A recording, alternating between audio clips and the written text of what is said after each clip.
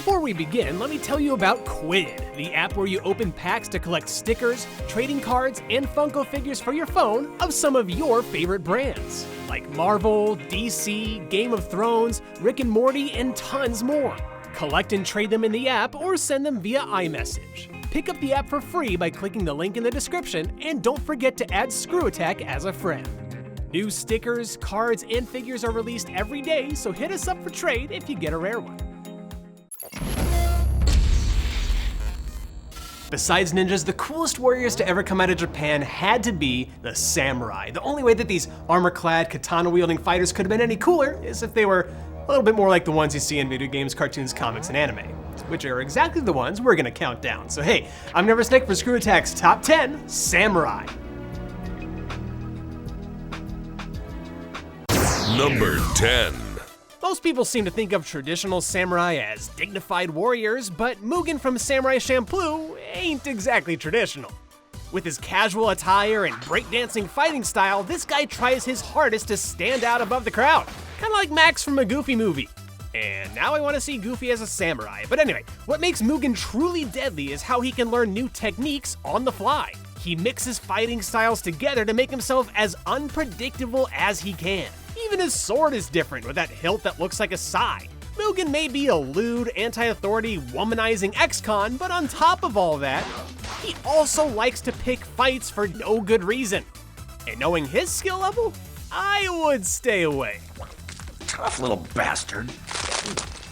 Number 9. You might say that this samurai is one... Bad motherfucker. Yeah, that.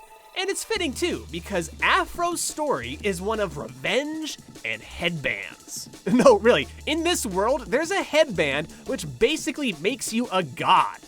This one in particular belonged to AFRO's dad until it was forcibly removed by a guy named Justice, sending AFRO himself on a vengeance quest. This means that while AFRO is making his way to Murder Town, he's constantly fighting all sorts of deadly assassins, fierce warriors, and just plain old bad dudes. When he finally delivers justice to, justice, he tries to live a life of peace. But someone's always gunning for that #1 headband. The headband shall be ours. Number 8.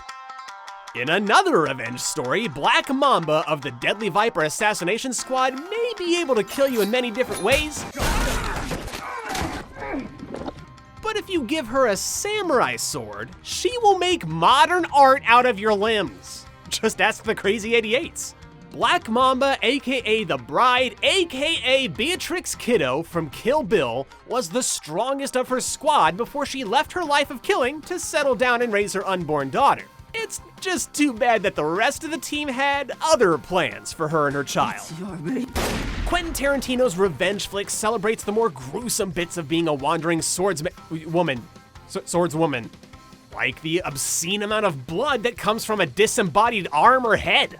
And since Beatrix's sword was built by Hattori Hanzo himself, there's not much that anybody, even a room full of gangsters, can do to stop her from getting her daughter back. Somebody should have filled Bill from Kill Bill in that this ill-willed bride has no chill. Number 7. For a blind guy to make a living playing dice, that's a pretty impressive feat unto itself. But ZATOICHI's day job of gambling and the occasional sensual massage is overshadowed by his proficiency in killing massive amounts of bandits, ronin, and yakuza, all without batting an eye. 'Cause, blind. Though unlike the other samurai on this list, ZATOICHI does not use a traditional samurai sword, cause they've been outlawed in his time period. Instead, he carries a cane sword, and if you're wondering what that is, think about it for 3 seconds. You're probably not far off. There have been times when he's found himself in possession of a katana, and of course, he's more than capable when he's wielding it. But his true strength comes from his reverse grip, which affords him lightning-fast speed and control.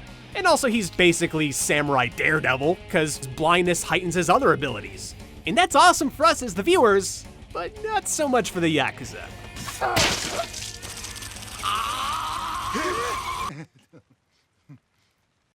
Number 6. When your universe is full of Hulks and Iron Man and purple guys who eat planets, You kinda need some sort of a quirk to make a samurai relevant at all.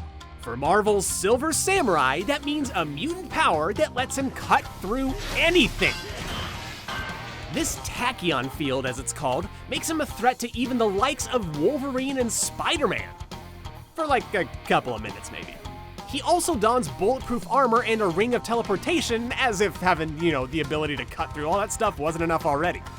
And then when you add in his lifetime's worth of training under his belt, you had best bet that Silver Sam is more than worthy of our number 6 spot. Number 5. You know that random sword chick who shows up in the Suicide Squad movie and was basically pointless? Like a lot of things in that movie? That's Tatsu, a widow who became the vigilante Katana. Her actual story in the comics is all about, what else? Vengeance when her brother-in-law murders her entire family. In fact, her late husband was cut down by the very sword she now wields. A sword which contains the soul of every person it has ever slain.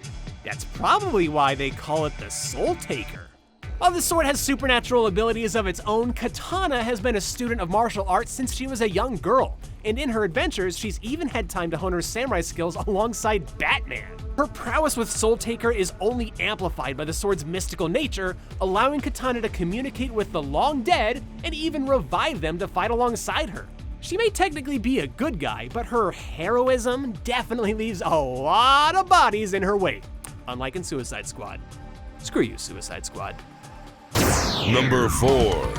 Being a samurai in feudal Japan has all sorts of challenges, but when the evil Nobunaga becomes more demon than warlord, who you gonna call? Na-na-na-na-na-na. Samanosuke AKECHI, the oni-hunting, ghost-slaying warrior of legend. In a game where you battle Japan's mythological monsters to save our world from destruction, the Oni Gauntlet is the secret to this samurai's success. The Onimusha sword will cut up the competition, but the gauntlet absorbs their souls to increase the strength in the samurai's arsenal. Like most samurai on this list, Samanosuke is trained in a variety of weapons, but the top tier can be godlike when you include the Bishamon sword and Genma Samonji, a sword forged in the dark energy of Nobunaga's hatred that Samanosuke used to seal the warlord's soul. What? I have no idea what I just said. You might wonder how a human is capable of such a feat, but let's just say that in his ultimate form, Samanosuke is barely human. Monsters, your days are numbered. Number 3. Anybody who has a love of animation probably knows the name Genndy Tartakovsky. The dude was behind so many amazing cartoons over the years, and wouldn't you know it, he made one of the deadliest samurai ever. The time-traveling warrior known only as Jack is a man on a mission to end the evil wizard Aku. Throughout the show, Jack utilizes every technique he learns both as a young man and throughout his incredible journey. And his blade, it was forged by the gods specifically to destroy Aku. Every episode usually takes place in a different location, which only means that the list of things Jack has made get dead is all the more impressive. I'm talking robotic, gun-wielding alligators, giant flesh-eating monsters, and even entire waves of enemies. Because as we all know, pretty much every good samurai has to take down an army by themselves. Number 2.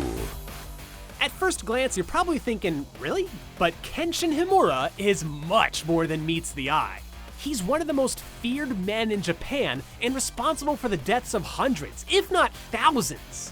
After Kenshin's family was killed at a young age, he was adopted by a wandering swordsman and trained in the Hiten Mitsurugi Ryu, a swordsmanship style designed to let one man take on multiple opponents. And oh boy does Kenshin put that to good use. After joining up with the clan to overthrow the corrupt government and killing over 100 people in the war, he earned the name Batosai, or Manslayer. And after the war, Kenshin spent his time as an assassin until he realized that killing all these people is actually pretty bad. So he dedicated the rest of his days to saving lives instead of taking them. So he swapped his sword for one with a reversed blade, which Kenshin carried with him as he wandered the land, atoning for his past. And even then, his skill with a sword that is literally facing the wrong direction was so insane that he managed to defeat every single foe that he came across. That aside, Kenshin Himura is the embodiment of samurai. It's number 1. Based on the real-life legendary samurai, Date Masamune has appeared in fiction numerous times as the legendary One-Eyed Dragon. But in Sengoku Basara, he truly shines as one of the greatest samurai of all time. His greatness goes far beyond that of the immortal armor he wears or the biker gang posse that makes up the Date clan. His six-claw technique has him wielding all of his swords at once. It's like if Wolverine's claws were just massive katana. Oh yeah, also he can shoot energy out of his swords. And speaking of swords, he sometimes even carries Alistair. Yes, the actual Alistair from Devil May Cry. But you know what's better than cutting up dudes with a single legendary sword? Cutting up dudes with 6 legendary swords. Not even the trench coat wearing pretty boy can do that. And coming in at our secret number 11 are the Samurai Pizza Cats. Come on, they got everything the internet loves. Giant robots, pizza, they're cats, and they're samurai. How could we not include them?